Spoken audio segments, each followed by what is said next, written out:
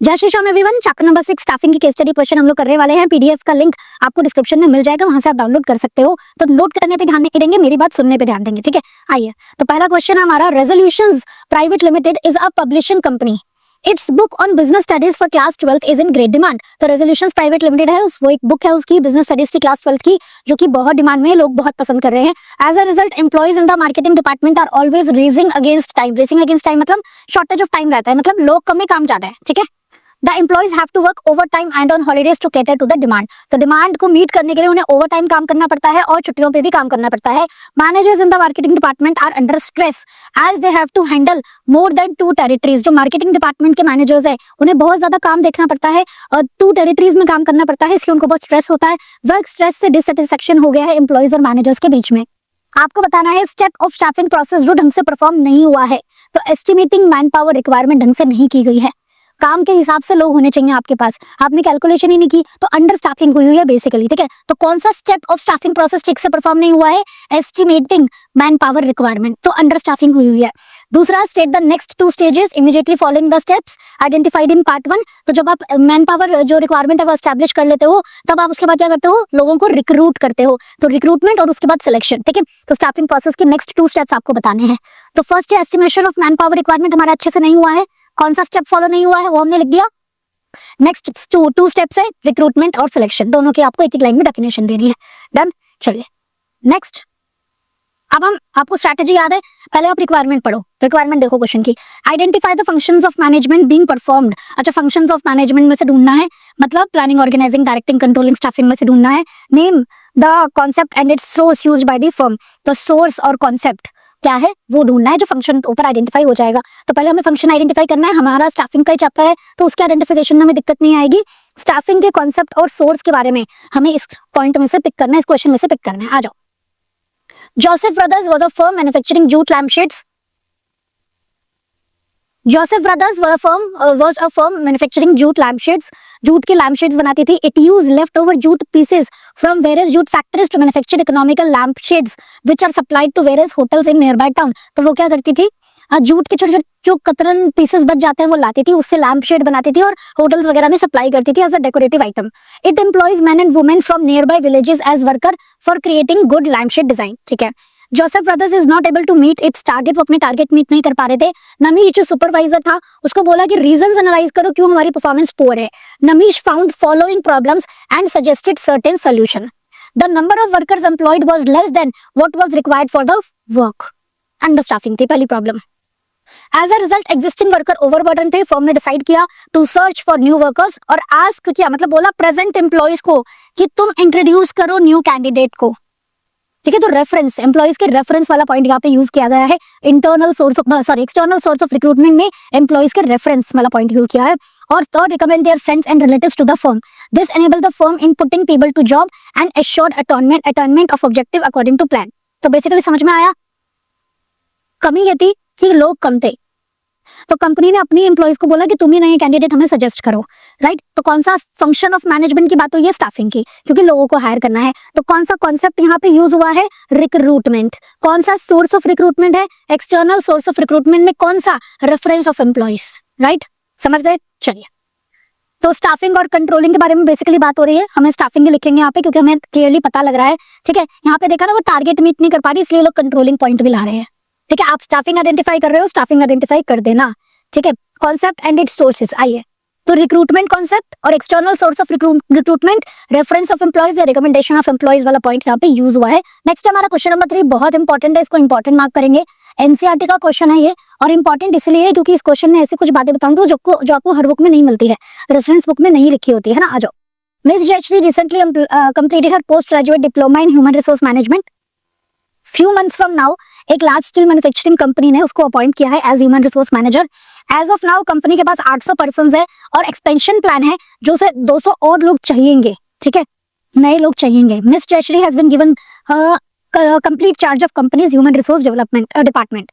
Point out what function does it suppose to perform.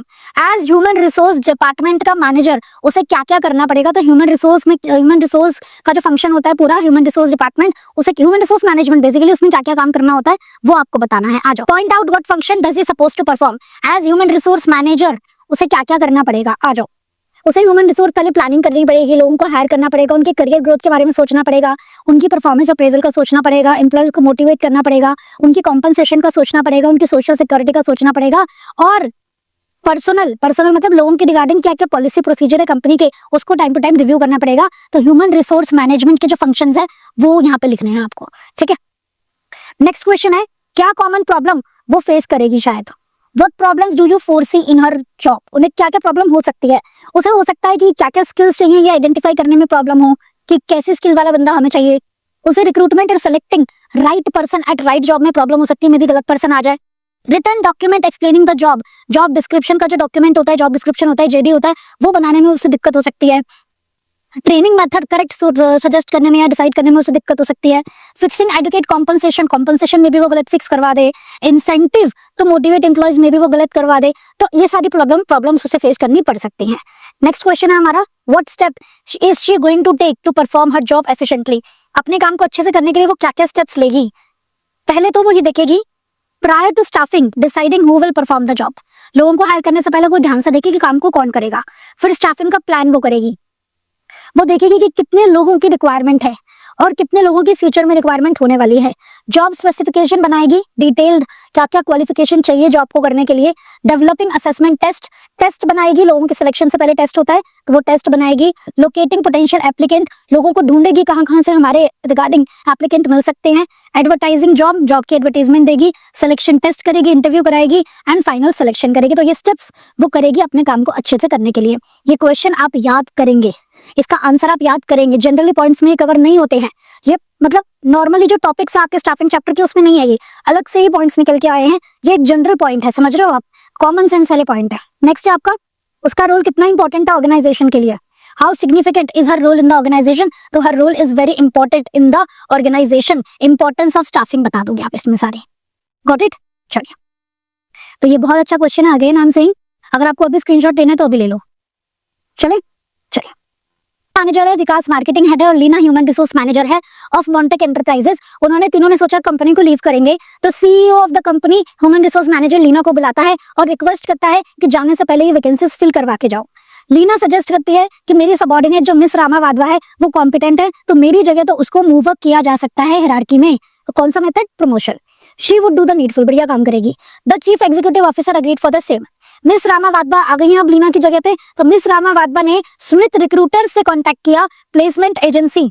तो ये कौन सा हो गया, प्लेसमेंट एजेंसीज से कांटेक्ट किया, जिन्होंने मार्केटिंग हेड के पोस्ट के लिए एडवर्टाइजमेंट दिया और सुटेबल कैंडिडेट वो लोग ढूंढ पाए। तो मार्केटिंग हेड की पोस्ट भी हो गई और एचआरएम की पोस्ट भी हो गई, ह्यूमन रिसोर्स मैनेजर की। अब जा अतुल असिस्टेंट मैनेजर, अतुल की वैकेंसी जो पुराने हमारे पास एप्लीकेंट्स के डेटाबेस पड़ा था उसमें से हमने फिल कर ली। तो आपको इंटरनल और एक्सटर्नल सोर्सेज ऑफ रिक्रूटमेंट बताने हैं। तो रामा के लिए तो लीना के लिए, ह्यूमन रिसोर्स मैनेजर के लिए तो प्रमोशन वाला मेथड हो गया, और स्मिथ रिक्रूटर्स हो गया, जो विकास मार्केटिंग हेड के लिए हो गया, प्लेसमेंट एजेंसीज से हमने कांटेक्ट किया है। एंड थर्ड, जो पुराने एम्प्लॉयज का डेटाबेस हमारे पास पड़ा होता है उसमें से हमने एक्सटर्नल सोर्स ऑफ रिक्रूटमेंट। तो लीना वाला इंटरनल सोर्स, बाकी दोनों एक्सटर्नल सोर्स, ठीक है। तीनों के एक एक मेरिट आपको बताने हैं, आ जाओ। तो sources of recruitment, promotion for Leena, placement agency for marketing head Vikas, and for Atul casual callers. जो पुराना डेटा हमारे पास पड़ा होता है लोगों का उन्हें हम बोलते हैं कैजुअल कॉलर्स। तीनों के मेरिट बताने हैं। प्रमोशन में क्या होता है, जो एम्प्लॉय होता है वो मोटिवेटेड फील करता है। प्लेसमेंट एजेंसी से टाइम सेव होता है, ठीक है, और टाइम और एफर्ट सेव होता है। कैजुअल कॉलर सबसे सस्ता सोर्स पड़ता है क्योंकि एडवर्टाइजमेंट वगैरह कुछ करने की जरूरत नहीं पड़ती। तो ये तीनों के एक एक एडवांटेज हो गए। चलो next question, question number 5। Zeno Limited is a global information technology consulting company. 45,000 employees हैं, 600 clients serve कर रहे हैं 23 countries. Its CEO, Mr. Neil Suman, guided the company through 2 decades of diversification and growth. Company has set standards in ensuring the best training opportunity for its employees. तो training भी बढ़िया देती है employees को। एक project guidance programme is a 52-day structured training program offered to all the recruits of various background to be trained on essential behavior and technical skills that prepare them to work in live customer project. तो उनका एक ना project guidance programme होता है, 52 days का programme होता है, जिसमें वो नए जो उन्होंने हायरिंग की है, रिक्रूट्स मतलब नए हायरिंग की है, उन लोगों को ट्रेनिंग करी जाती है कि कैसे आपको कस्टमर्स को हैंडल करना है, ठीक है, कस्टमर्स को लाइव उन्हें कस्टमर्स देने से पहले। These recruits are hired from universities and management institutes. कौन सा वाला पॉइंट हो गया, कैंपस प्लेसमेंट, ठीक है, for technical professional as well as managerial job. It is मतलब project guidance programme is to help the new employees in settling down quickly into the job by becoming familiar with the people surrounding the job and the business. तो इस programme की मदद से जो लोग आते हैं वो बड़ी जल्दी सेटल हो जाते हैं कंपनी में।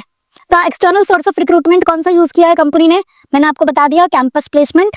Explain the method of training, कौन सा मेथड यूज किया है, इंडक्शन ट्रेनिंग। इंडक्शन में नए एम्प्लॉइज को वर्किंग एनवायरनमेंट काम वाम समझाना है, induction training. 2 ways in which project readiness program can benefit Zeno Limited, तो इसमें बेनिफिट्स ऑफ ट्रेनिंग आपको बतानी है, ट्रेनिंग से क्या क्या फायदा होता है लोगों को, एम्प्लॉइज को और कंपनी को, वो बताना है। कैन बेनिफिट Zeno Limited, तो कंपनी को ट्रेनिंग से क्या फायदा होगा वो बताना है। आइए, तो सबसे पहला है कैंपस रिक्रूटमेंट, ये हमें पता ही था। ट्रेनिंग का तरीका है induction training, to help the new employee settle down quickly into the job, induction training होती है।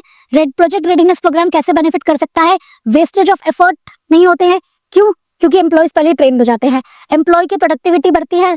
Equipping the future manager to take over in emergency, आप उन्हें काम सिखाते हो तो फ्यूचर में अगर अपने सीनियर का काम भी उन्हें करना पड़ता है तो वो कर सकते हैं।